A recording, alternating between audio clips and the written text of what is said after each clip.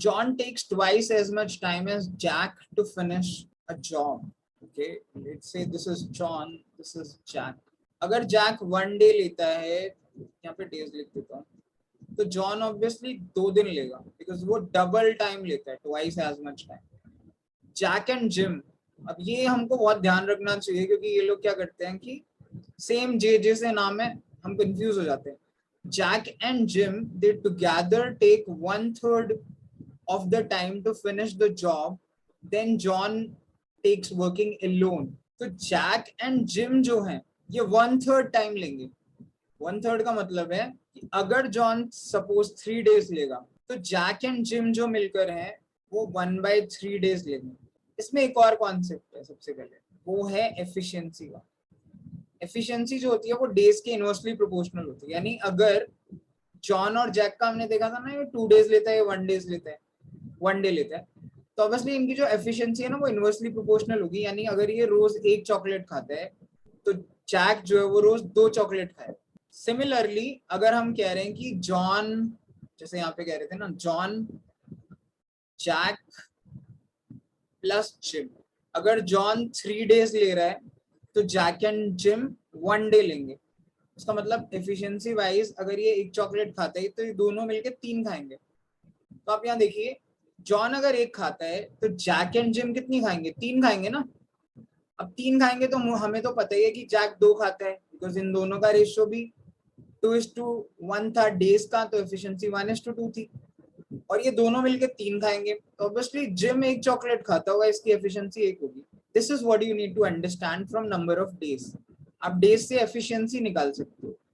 Efficiency होती है किसी भी इंसान की काम करने की क्षमता, कि वो एक दिन में कितना काम कर सकता है. ये जॉन अगर 1 यूनिट वर्क करेगा एक दिन में तो जैक 2 करेगा और जिम 1 करेगा. इससे हमें ये भी पता चल रहा है जॉन और जिम जो दोनों हैं वो सेम एफिशिएंसी के लोग हैं. तो अगर ये 2 दिन ले रहा है, ये 1 दिन ले रहा है, तो ये भी 2 दिन ले रहा होगा. मतलब ये हमने ऑब्वियसली एजम्पशन लिया, इट्स नॉट करेक्ट. हमें एक्चुअल में नहीं पता कि ये 2 दिन लेंगे, 1 दिन के 2 दिन, बट रेशियो वाइज यही रहेगा. अब आगे कह रहा है moreover in order to finish the job John takes 3 days more than that taken by 3 of them working together. यानी जॉन जो है वो 3 दिन ज्यादा लेगा जितना ये तीनों मिलकर लेंगे. In how many days Jim would finish the job working alone. अब इसे हम डायरेक्टली भी कर सकते हैं अगर आप कॉन्सेप्ट समझते हैं तो, वरना आपको वेरिएबल्स लेनी पड़ेगी. सिर्फ मुझे क्या करना है, पहले मैं डायरेक्टली बताता हूँ फिर मैं वेरिएबल से भी बता दूंगा. पहले आप देखिए कि जॉन को 3 दिन एक्स्ट्रा लगते हैं और ये तीनों मिलकर जितना टाइम लेंगे उससे 3 दिन एक्स्ट्रा. अगर मैं ये मान लूं कि 1 चॉकलेट ये खा रहा है, 2 ये खा रहा है, 1 ये खा रहा है, मान लीजिए मैं मानता हूँ कि 4 ही चॉकलेट्स हैं, टोटल वर्क 4 है, तो ऑब्वियसली ये तीनों मिलके 1 डे में कर देंगे.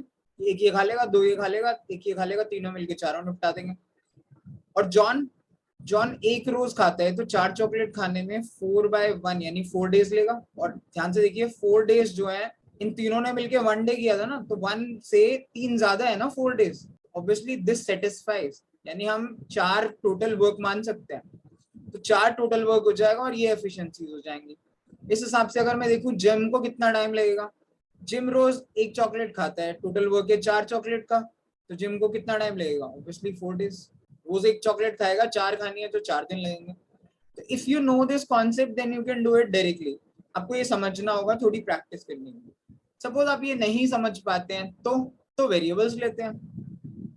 लेट्स अज्यूम तीनों मिलकर, John Jack and Jim, let's assume तीनों मिलकर, जे यार ये John plus Jack plus Jim तीनों मिलकर लेट्स अज्यूम x डेज लेते हैं. तो अकेला जॉन कितने दिन लेगा? x से 3 ज्यादा, x प्लस 3 डेज लेगा. अब टोटल वर्क इसमें इक्वल करेंगे, ठीक है. जॉन रोज कितनी चॉकलेट खाते हैं, क्योंकि एफिशिएंसी का रेशियो तो हमारा यही है, हम इसी को यूज करेंगे, यही तो हमने निकाला था. अब हमारे केस में अगर जॉन 1 खाता है तो जैक 2 खाता है और जिम 1 खाता है. तो जॉन अगर 1 चॉकलेट रोज खाता है तो x प्लस 3 डेज में कितनी खाएगा? 1 into x प्लस 3 ऑब्वियसली, और ये टोटल वर्क ही होगा ना, काम खत्म हो जाएगा. और ये तीनों मिलके कितनी खाएंगे? 1 प्लस 2 प्लस 3 यानी 4, और x डेज में काम करेंगे तो इंटू x, रोज 4 खाएंगे तो x डेज में 4 into x. ये टोटल वर्क है ना, इसको हम इक्वेट कर सकते हैं. Should practice a lot of time and work questions, क्योंकि ये बहुत इजी भी है और बहुत आता भी है. So if you solve, it is x plus 3 is equal to 4x. So you will find 3x is equal to 3. आप इस x को इधर ले गए, 4x में से x गया 3x. So x is equal to 3 by 3 यानी 1. x की वैल्यू मेरे पास 1 आ गई. x की वैल्यू अगर 1 डाल दूं तो आप देख सकते हो कि जॉन को टोटल 4 दिन लगेंगे. x प्लस 3 यानी 1 प्लस 3 4 डेज लगेंगे. और ये रोज एक चॉकलेट खाता है तो 1 into 4 ये टोटल वर्क होगा यानी 4 चॉकलेट्स का, जो हमारा पहले भी हमने माना था. और जिम रोज एक खाता है तो ऑब्वियसली 1 into 4 by 1 यानी 4 डेज जिम को लगेंगे इस काम को अकेले खत्म करने में. So that will be our answer, 4 days again. If you can do it mentally, if you know the concepts, you can do it really fast. वरना आपको ये वेरिएबल्स वाला मेथड अप्लाई करना पड़ेगा, which is also not very difficult. इसलिए आप video को 2-3 बार देखिए, पॉज करिए and then try to understand. It's not a very difficult question. I would call it an easy to medium level question depending upon आपको time and work कैसा लगता है, आप कितने प्रोफिशिएंट उसमें हैं. The value of log a by b to the base a plus log b by a to the base b, a की कुछ कंडीशन गिवन है, cannot be equal to. Okay. This is also an easy question from log. Logarithm आपको अच्छे से करना चाहिए क्योंकि इसके 1-2 क्वेश्चन पक्का आते हैं और इतना डिफिकल्ट नहीं है. तो आपको ये पता होना चाहिए कि log x upon y ये क्या होता है. होता है log x minus log y. अगर बेस सपोज करो z है तो ये z बेस भी आपका. If we use this formula here तो मैं इसको लिख सकता हूँ log a to the base a minus log b to the base a. और सेकेंड एक्सप्रेशन को लिख सकता हूँ plus log e to the base b minus log a to the base b. ये 1 हो गया एंड ये भी 1 हो गया because log a to the base a, log x to the base x हमेशा 1 होता है.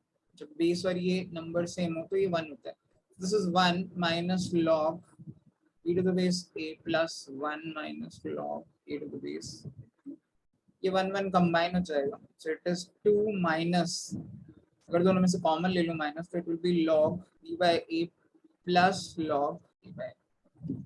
अगर आप ध्यान से देखेंगे एक और चीज, एक और फॉर्मूला था log अगर x to the base y है so it can be written as 1 upon, इन दोनों को एक्सचेंज कर सकते हैं 1 upon करके, log of y to the base x. अगर ये बेस और नंबर एक्सचेंज हो जाए तो अपॉन में चला जाता है. so I can use this and write this first expression as 1 upon log a to the base b. ये बेस और ये एक्सचेंज हो गए प्लस ये as it is log of a to the base b. तो अब ये फिर से देखिए आप, ये जो इंटरनल एक्सप्रेशन है ये वैसे ही है because a is greater than 1 and less than equal to b है. so this is this kind of expression 1y(x) plus x. this is always greater than equal to 2. अगर ये x जो है हमेशा अगर पॉजिटिव होगा this will always be greater than equal to 2. तो ये वैल्यू मिनिमम 2 माइनस मिनिमम कितनी हो सकती है, मिनिमम 2 हो सकती है, मिनिमम 2 ही हो सकती है, इससे ऊपर ही जाएगी या तो 2 रहेगी या उससे ऊपर. तो इसकी मैक्सिमम वैल्यू 0 पॉसिबल है इस एक्सप्रेशन की. 0 से ऊपर ये नहीं जा सकता. so 0 से ऊपर नहीं जा सकता यानी 1 is not possible. So the value can not be is equal to 1 because इसकी वैल्यू 1 नहीं हो सकती. ठीक है, 0 हो सकती है -1, मतलब 0 से छोटी या 0 हो सकती है लेकिन पॉजिटिव वैल्यू कभी नहीं आएगी. and that will be our answer because question पूछ ही लेगा. ये भी log का एक easy question है. it's just कि you should know few basic formula.